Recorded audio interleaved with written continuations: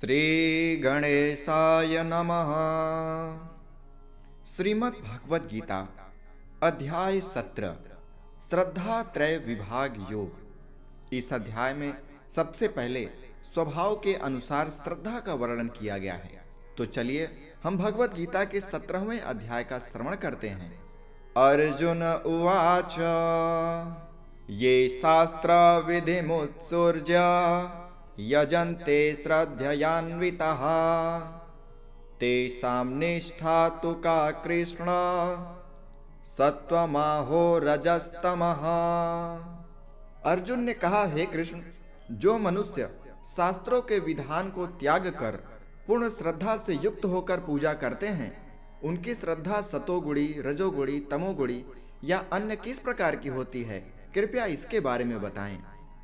श्री भगवान उवाच त्रिविधा भगवती श्रद्धा देहिनां सा स्वभावजा सात्विकी राजसी चैव तामसी चेति तां शृणु सत्त्वानुरूपा सर्वस्य श्रद्धा भवति भारत श्रद्धामयोऽयं पुरुषो यो यश्रद्धः स एव सः।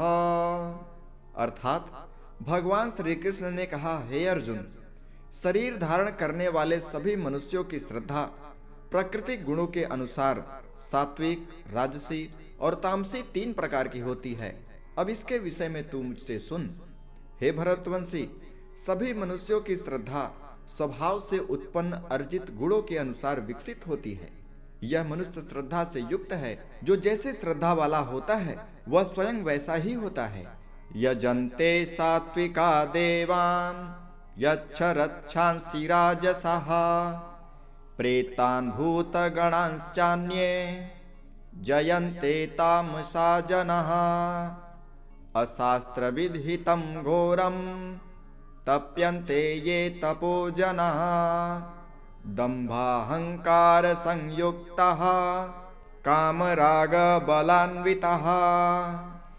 अर्थात सात्विक गुणों से युक्त मनुष्य अन्य देवी देवताओं को पूजते हैं, राजसी गुणों से युक्त मनुष्य यक्ष और राक्षसों को पूजते हैं और अन्य तामसी गुणों से युक्त मनुष्य भूत प्रेत आदि को पूजते हैं। जो मनुष्य शास्त्रों के विधान के विरुद्ध अपनी कल्पना द्वारा व्रत धारण करके कठोर तपस्या करते हैं, ऐसे घमंडी मनुष्य कामनाओं, आसक्ति और बल के अहंकार से प्रेरित होते हैं।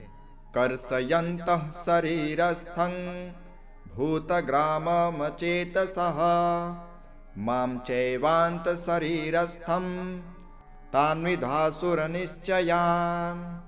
अर्थात ऐसे भ्रमित बुद्धि वाले मनुष्य शरीर के अंदर स्थित जीवों के समूह और हृदय में स्थित मुझ परमात्मा को भी कष्ट देने वाले होते हैं। उन सभी अज्ञानियों को तो निश्चित रूप से असुर ही समझ। स्वभाव के अनुसार आहार, यज्ञ, तप और दान। आहारस्त्वपि सर्वस्य त्रिविधो भवति प्रियः यज्ञस्तपस्तथा दानं तेषां भेदमिमं शृणु आयुः सत्त्वबलारोग्य सुख प्रीति विवर्धनः रस्या स्निग्धा स्थिरा हृदया आहारा सात्विक प्रियः। हे अर्जुन, सभी मनुष्यों का भोजन भी प्रकृति के गुणों के अनुसार 3 प्रकार का प्रिय होता है और यज्ञ, तप और दान भी 3 प्रकार के होते हैं। इनके भेदों को तू मुझसे सुन। जो भोजन आयु को बढ़ाने वाले हैं, मन बुद्धि को शुद्ध करने वाले हैं, शरीर को स्वस्थ कर शक्ति देने वाले हैं, सुख और संतोष को प्रदान करने वाले हैं, रस युक्त, चिकना और मन को स्थिर रखने वाले तथा हृदय को भाने वाले होते हैं, ऐसे भोजन सतोगुणी मनुष्यों को प्रिय होते हैं। कट्वं लवणात्युष्ण तिष्ण रुच्छ विदाहिनः आहारा राजसय्येष्टा दुख शोकामय प्रदः यातयामं गतरसं पूतिपर्युषितं च यत् उच्छिष्टमपि चामेध्यं भोजनं तामसप्रियम्। अर्थात कड़वे, खट्टे, नमकीन, अधिक गरम, चटपटे, रूखे, जलन उत्पन्न करने वाले भोजन रजोगुणी मनुष्यों को रुचिकर होते हैं, जो कि दुख, शोक तथा रोग उत्पन्न करने वाले होते हैं। जो भोजन अधिक समय का रखा हुआ, स्वादहीन, दुर्गंध युक्त, सड़ा हुआ, अन्न के द्वारा जूठा किया हुआ और अपवित्र होता है, वह भोजन तमोगुणी मनुष्यों को अधिक प्रिय होता है। अफलां कांक्षिर्भिर्यज्ञो विधिदृष्टो य इज्यते यष्टव्यमेवेति मनः समाधाय स सात्विकः अभिसन्धाय तु फलं दम्भार्थमपि चैव यत इज्यते भरत श्रेष्ठ तम यज्ञं विधिराजसम्। अर्थात जो यज्ञ बिना किसी फल की इच्छा से शास्त्रों के निर्देशानुसार किया जाता है और जो यज्ञ मन को स्थिर करके कर्तव्य समझकर किया जाता है, वह सात्विक यज्ञ होता है। परंतु हे भरत श्रेष्ठ, जो यज्ञ केवल फल की इच्छा के लिए अहंकार से युक्त होकर किया जाता है, उसको तू राजसी यज्ञ समझ।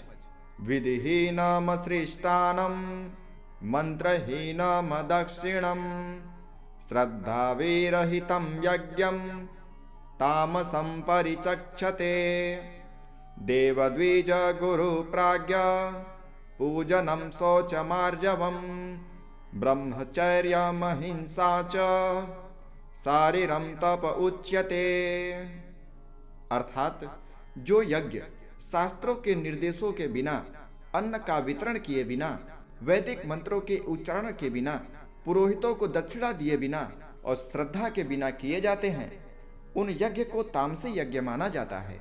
ईश्वर, ब्राह्मण, गुरु, माता पिता के समान पूजनीय व्यक्तियों का पूजन करना, आचरण की शुद्धता, मन की शुद्धता, इंद्रियों विषयों के प्रति अनासक्ति और मन, वाणी और शरीर से किसी को भी कष्ट न पहुंचाना शरीर संबंधी तप कहा जाता है। अनुद्वेग करम वाक्यम सत्यम प्रियहितं च यत् स्वाध्यायाभ्यसनं चैव वाङ्मयं तप उच्यते मनः प्रसादः सौम्यत्वं मौन आत्मविनिग्रहः भावसंशुद्धिरित्येत तपो मानसमुच्यते। अर्थात किसी को भी कष्ट न पहुंचाने वाले शब्द बोलना, सत्य बोलना, प्रिय लगने वाले हितकारी शब्द बोलना और वेद शास्त्रों का उच्चारण द्वारा अध्ययन करना वाणी संबंधी तप कहा जाता है। मन में संतुष्टि का भाव, सभी प्राणियों के प्रति आदर का भाव, केवल ईश्वरीय चिंता का भाव, मन को आत्मा में स्थिर करने का भाव और सभी प्रकार से मन को शुद्ध करना मन संबंधी तप कहा जाता है। श्रद्धया परया तप्तं तपस्तत्रिविधं नरैः अफलां कांक्षिभिर्युक्तैः सात्विकं परिचक्षते सत्कारमान पूजार्थं तपोदम्भेन चैव यत् क्रियते तदेह प्रोक्तं राजसं चलमध्रुवम्। अर्थात पूर्ण श्रद्धा से युक्त होकर मनुष्यों द्वारा बिना किसी फल की इच्छा से उपर्युक्त तीनों प्रकार से जो तप किया जाता है, उसे सात्विक तप कहा जाता है। जो तप आदर पाने की कामना से, सम्मान पाने की इच्छा से और पूजा कराने के लिए स्वयं को निश्चित रूप से कर्ता मानकर किया जाता है, उसे क्षणिक फल देने वाला राजसी तप कहा जाता है। मूढ़ग्राहेणात्मनो यत्पीड्या क्रियते तपः परस्योत्सादनार्थं वा तत्तामसमुदाह्यतम् दातव्यमिति यद्दानं दीयतेनुपकारिणे देशे काले च पात्रे च तद्दानं सात्विकं स्मृतम्।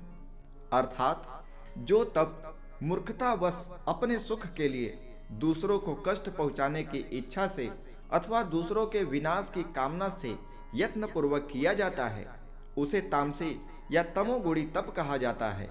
जो दान कर्तव्य समझकर बिना किसी उपकार की भावना से उचित स्थान में उचित समय पर और योग्य व्यक्ति को ही दिया जाता है, उसे सात्विक या सतोगुणी दान कहा जाता है। यत्यो प्रत्युपकारार्थम फलमुद्दिश्य वा पुनः दीयते च परिक्लिष्टम तद्रिणां राज्य संस्मृतम् अदेश काले यद्दानं पात्रेभ्यश्च दीयते असत्कृत्मवाज्ञातं तत्तामसमुदाभ्यतम्। किंतु जो दान बदले में कुछ पाने की भावना से अथवा किसी प्रकार के फल की कामना से और बिना इच्छा के दिया जाता है, उसे राजसी या रजोगुणी दान कहा जाता है। जो दान अनुचित स्थान में अनुचित समय पर अज्ञानता के साथ अपमान करके अयोग्य व्यक्तियों को दिया जाता है, उसे तामसी दान कहा जाता है। ओम तत्सत की व्याख्या। ओम तत्सदिति निर्देशो ब्रह्मणस्त्रिविधः स्मृतः ब्राह्मणास्तेन वेदाश्च यज्ञाश्च विहिताः पुरा। अर्थात सृष्टि के आरंभ से ओम यानी परम ब्रह्म, तत् यानी वह, सत यानी शाश्वत, इस प्रकार से ब्रह्म को उच्चारण के रूप में 3 प्रकार का माना जाता है।